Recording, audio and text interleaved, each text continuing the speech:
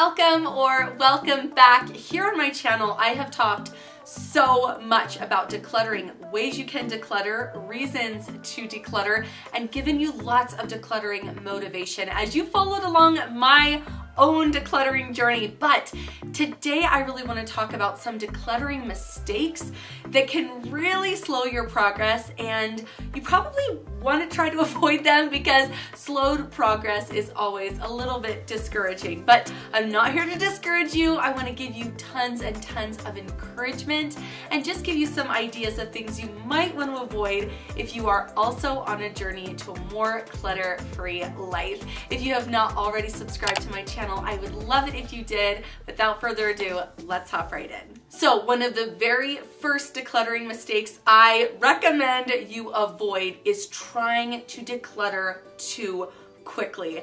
And let me kind of talk about this because it is a good idea to be pretty ruthless, especially in the beginning when there's just so much obvious stuff that you can get rid of that you're not using, and it's kind of a no-brainer and you can move pretty fast. But what I'm talking about is trying to declutter your entire house in a week. I just don't think this is possible. I like to go in layers through my house. I'm about 1.5 years into my own minimalism clutter-free journey, and I have done so many passes over my house. So although I did a lot of ruthless decluttering, especially in the beginning, I've taken it really, really slowly, and that has been good because I haven't felt a lot of regret and things that I have gotten rid of. Realizing this is a journey, this is a process. It's not gonna happen in one day or 1 week or even 1 month necessarily. It is an ongoing process, and you're probably not going to get it done super fast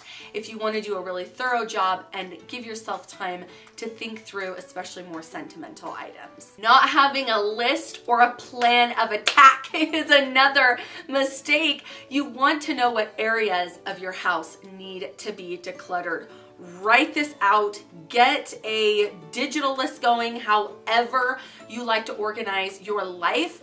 Organize your list. Know exactly what areas you need to declutter. Be very specific. Don't just say bedroom. There are so many different components to your bedroom. You need to go through the nightstands and the dressers and the closet and the bathroom. Underneath the sink, you're going to want to go through all your bed linens. So just break things down, have a list, and check it off as you go. Again, I didn't get through my whole list for about 1 year. Maybe a little bit more. I'm, like I said, 1.5 years into this and still making passes through my house, but having a very detailed and specific list that you can go through is so critical. Oh gosh, not knowing where to start. This can be really tricky and can hinder you from even beginning. So kind of get an idea of where you want to start. I always say don't start with sentimental items. Start with things that are going to be really simple. The bathroom is very easy. Lots of expired lotion bottles and puff balls that you don't need. So the bathroom's really easy. The kitchen is relatively easy. I started there when I began my process, but if you have like really sentimental china or things from your childhood, it can be a little bit tricky, but the kitchen is generally a good place to start. So is the living room.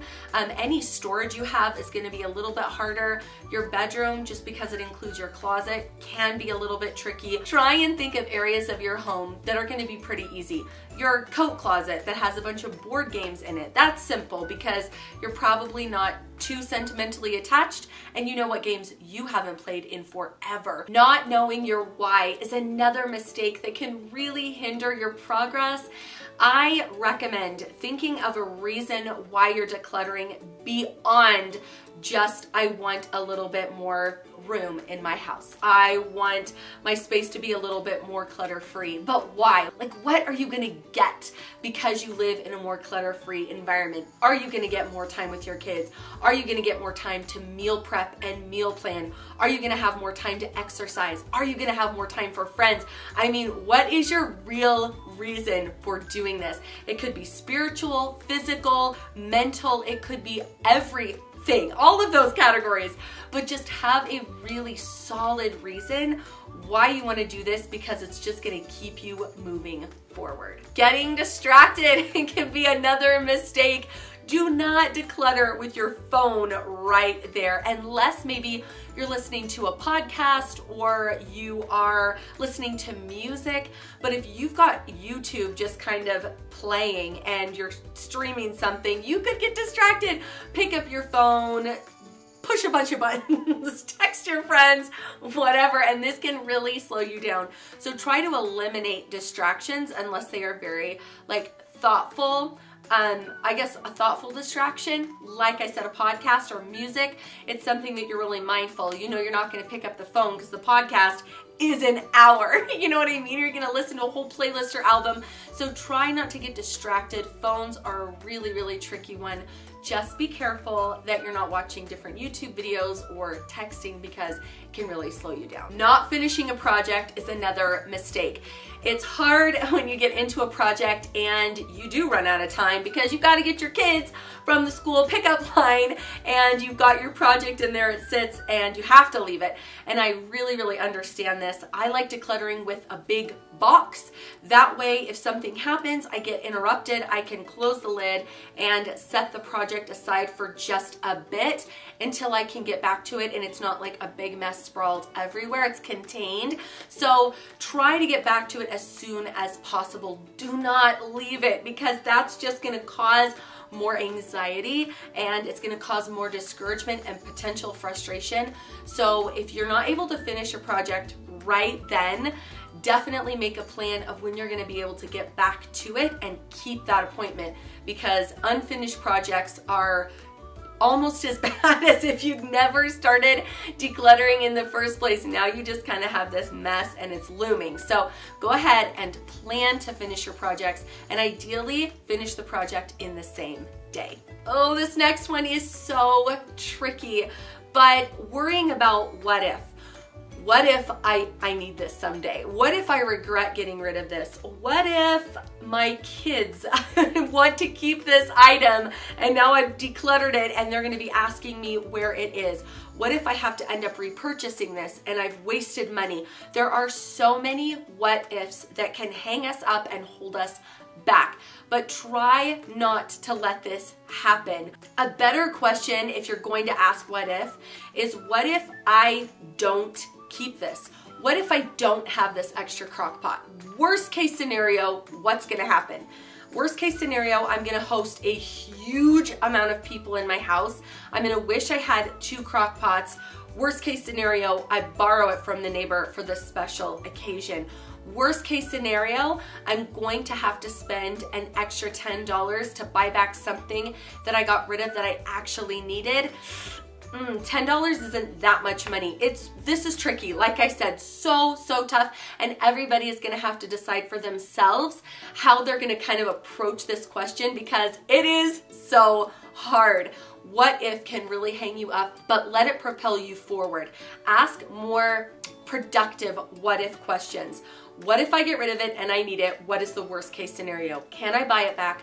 Can I borrow it? If you're really not sure, store it away for just a little while you think about it. And again, we're not really talking about sentimental items right now, because that's like a whole nother video that deserves its own attention. But just kind of think of more practical items when you're decluttering. What if I don't have this? What is the worst case scenario? And generally, you can probably borrow it, but that's gonna be a rare exception. So try not to let what if hold you back, but actually propel you forward. Keeping way too many boxes of maybe items is another mistake that can really hinder your progress. You do want to allow yourself that grace. You do want to give yourself time to think about getting rid of things, just so that you don't make a lot of mistakes and you don't have regret, because we want this to be a positive experience. But keeping way too many maybe, or I'm thinking about it boxes, is again just gonna keep you from accomplishing your goals of kind of liberating yourself from all of your stuff, giving you back all that time, giving you that time with your family, whatever your goals are. But just try to keep a select amount of stuff, maybe have a specific bin, and only what fits in there you're allowed to keep and think about. Everything else needs to be decluttered and gotten rid of immediately. Just keep it to maybe 1 or 2 boxes, decide what works for you, but don't have a whole garage or attic full. Another mistake is just to continue the same old shopping habits and patterns that you had in the past, and just continuing, not changing anything, continuing to bring more and more and more items into your home at the same volume that you did before that got you into this place of clutter and disarray in the first place. So try to change your shopping habits. In fact, if you're wanting to go a little bit more clutter-free, that is the first thing I recommend doing, is changing your shopping habits, changing your spending habits, because that will just slow or completely stop the influx of new items into your home that you are going to have to deal with one way or another. If it's in your home, you have to deal with it. It is going to take up your time at some point. So change your shopping habits. That is going to make a huge, huge difference. Now I want to share a few a little bit more advanced decluttering mistakes that you might want to avoid if you've already pretty much gone through your whole house. You've already gotten rid of a ton of stuff. But I'm gonna say, number one, try not to fill in now the empty spaces of your home. You might have several empty drawers, several empty cupboards, and it might feel a little bit tempting to now fill these spaces with something new. Do not be afraid of empty space. Let your home breathe. Don't feel that every single nook and cranny of your home needs to be filled with stuff. Be okay with a few bare walls. Be okay with this empty space. Let it become your new normal, and encourage the members of your family not to start stuffing these spaces and filling them with things. Be all right with the empty space. It is your home finally being able to breathe again. Don't suffocate it. You might have gone through, like I said, your whole house several times at this point. Maybe you've only gone through it once, but you're kind of feeling like, oh, okay, I've decluttered a ton. Like, what else is left to do? Anytime you're going to be having a birthday or a holiday in your family, let this be an opportunity for you to go through and declutter specific areas of your home.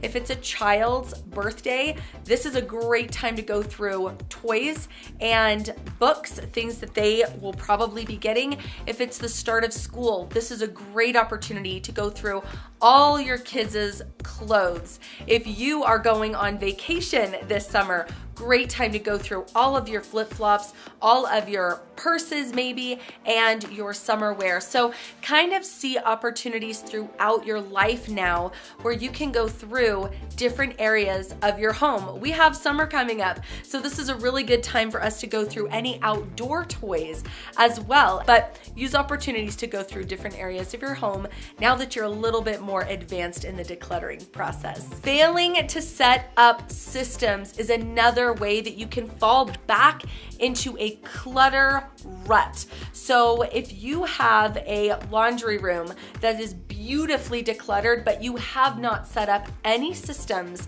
it is going to potentially go back to the disaster that it was before. So declutter areas of your home, but then set up systems. Set up systems in your kitchen. Categorize, organize, get things running and functioning really, really well. In fact, I just mentioned the laundry room. I do have a video all about how my new laundry system has completely changed my life, but you know it had to start with decluttering. My laundry room used to be a mess and I had no system, but having a system now that I've decluttered has made all the difference in the world. So have systems in place in your home now that you've decluttered. Organize your space and everything will run so much better. I have definitely made some of these decluttering mistakes, so do not feel bad if you have heard things on this list that resonate with you, but let me know in a comment, what are some other decluttering mistakes that you recommend we all avoid because it will slow us down. Thank you so much for watching, and I will catch you in the next one. Bye.